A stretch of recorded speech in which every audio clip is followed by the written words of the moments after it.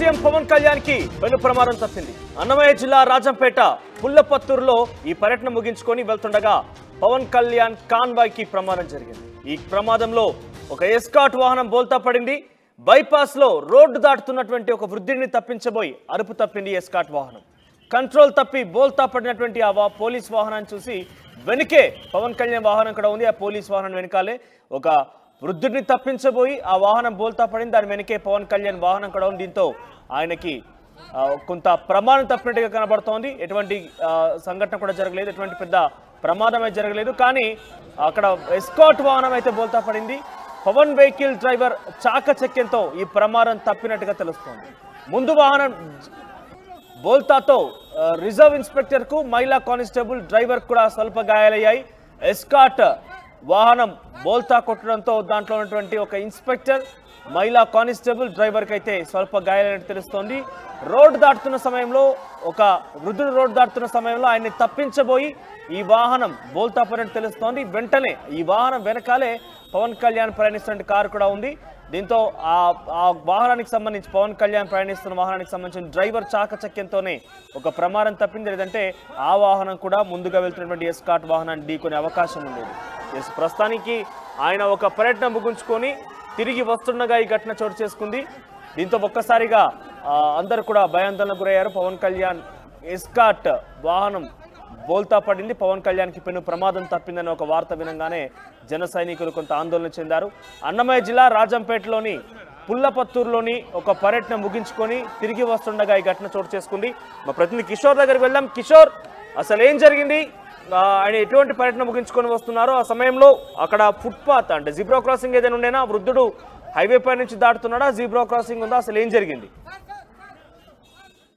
పవన్ కళ్యాణ్ పర్యటనలో చిన్న ప్రమాదం చోటు చేసుకుంది. అయితే ఆ ప్రమాదంలో అదుపు తప్పి బోల్తా కొట్టడంతో ఏదైతే పోలీస్ ఎస్కాట్ చెందినటువంటి వాహనం అదుపు తప్పి బోల్తా కొట్టడంతో ఒక్కసారిగా కొన్నటువంటి ఎస్ఐ, అదేవిధంగా హెడ్ కానిస్టేబుల్, మహిళా కానిస్టేబుల్ గాయాలయ్యాయి. అయితే రాజంపేట నియోజకవర్గ పరిధిలో ఉన్నటువంటి అన్నమయ్య బాధితులను పరామర్శించేందుకు ఆయన పుల్లపుత్తూరులో పర్యటించారు. ఆ పర్యటించిన అనంతరం కూడా అక్కడి నుంచి నేరుగా రేణుగుంటకు బయలుదేరారు. అయితే రేణుగుంటకు బయలుదేరే క్రమంలో రాజంపేట బైపాస్ వద్దకు రాగానే ఒక్కసారిగా కూడా వృద్ధుడు రోడ్డు దాటుతుండగా కూడా ఒక్కసారిగా ఎస్కాట్ వాహనం అదుపు చేయబోయే క్రమంలో బోల్తా కొట్టి బోల్తా కొట్టడంతో ఒక్కసారిగా కూడా అటు ఎస్ఐకి, అదేవిధంగా కానిస్టేబుల్, మరో మహిళా కానిస్టేబుల్ గాయాలయ్యాయి. మహిళా కానిస్టేబుల్ గాయాలైన వెంటనే కూడా ఒక్కసారిగా కూడా పవన్ కళ్యాణ్ కూడా ఆశ్చర్యపోయారు. ఎందుకంటే ఒక రకంగా తన క్యామెరా ముందున్నటువంటి వాహనం ప్రమాదానికి గురి కావడం కూడా ఆయన వెంటనే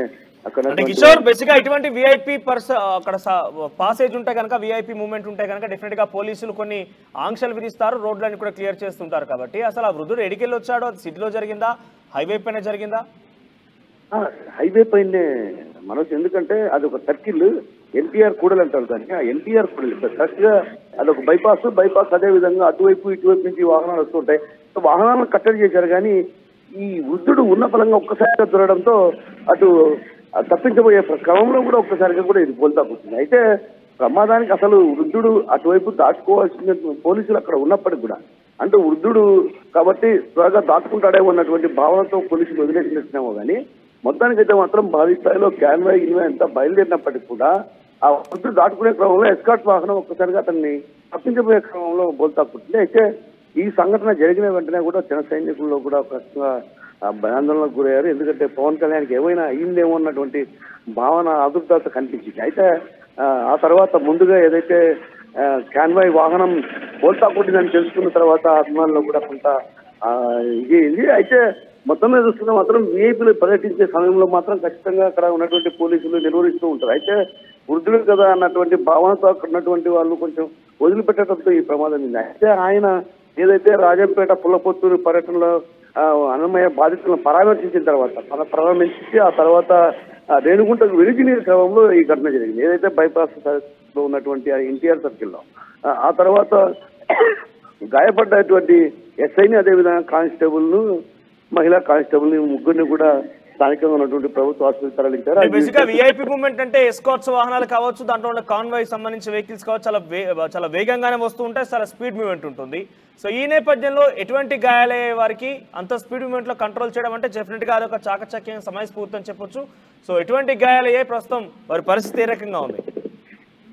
మనోజ్, ఎందుకంటే అది ఒక క్రాసింగ్ అనుకోవచ్చు, ఒక రకంగా సర్కిల్, అది ఎన్టీఆర్ సర్కిల్ కాబట్టి కొంచెం వేగం తక్కువగానే పోతూ ఉంటారు.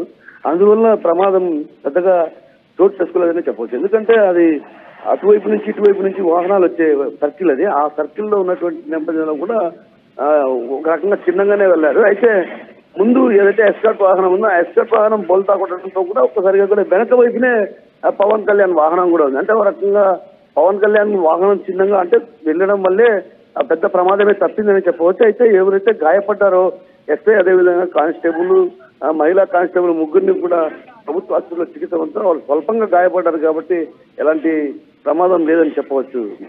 అంటే పోలీస్ వాహనం అంత వేగంగా వచ్చినప్పటికీ తప్పించబోయి బోల్తా పడినప్పటికీ కొన్ని గాయాలతో మాత్రం బయటపడినట్టే వాళ్ళు సీట్ బెల్ట్ పెట్టుకొని ఉంటారు బహుశా.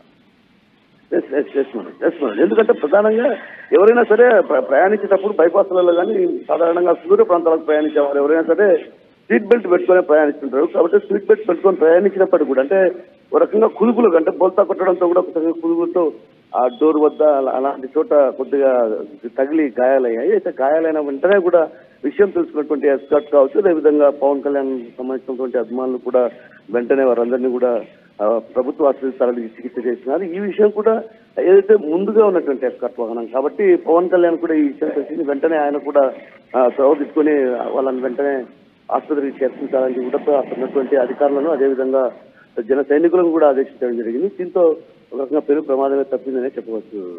Right, thank you Kishore.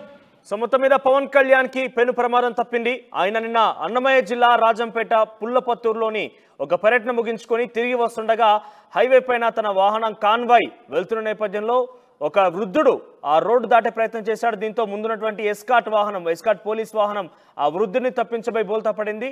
ఆ బోల్తా పడినటువంటి కారు వెనకాలే పవన్ కళ్యాణ్ ప్రయాణిస్తున్న కారు కూడా ఉంది. అయితే బోల్తా పడినటువంటి కారులో ఉన్నటువంటి ఎస్ఐ, ఒక కానిస్టేబుల్, డ్రైవర్, మహిళా కానిస్టేబుల్తో పాటుగా కొందరు కారులో ప్రయాణిస్తున్న వారు గాయాలైతే అయ్యాయి.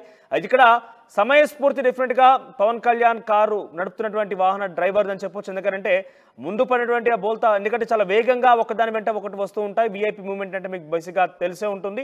సో అటువంటి సందర్భంలో ముందు పడినటువంటి ఆ బోల్తా పడిన వాహనాన్ని కొంత అలర్ట్ చేసి వెంటనే ఆయన బ్రేక్ వేయడం కావచ్చు, నిలిపేందుకు ప్రయత్నం చేశాడు కాబట్టి ఒక పెద్ద ప్రమాదం తప్పింది. సో ముందున్నటువంటి వాహనంలో కూడా పోలీసు అధికారులు, పోలీసు కానిస్టేబుల్ కావచ్చు, ఎస్ఐ కావచ్చు, వారు సీట్ బెల్ట్ ధరించడం కారణంగానే కొంత ప్రాణాపాయ స్థితిలో నుంచి బయటపడ్డారు. లేదంటే కొంత ప్రమాదం ఎక్కువగానే సంభవించింది. ఎందుకంటే కుదుపులు బోల్తా పడిందని డెఫినెట్గా ఒక కుదిపేస్తుంది వాహనానికి. చాలా కొన్ని మేజర్ డ్యామేజెస్ కూడా అయ్యాయి. సో ఆ సిచ్యువేషన్లో డెఫినెట్గా అలర్ట్గా ఉన్నారు వాళ్ళు. కొంత సేఫ్టీ మెజర్స్ పాటించారు కాబట్టి ఇటువంటి సిచ్యువేషన్ నుంచి బయటపడే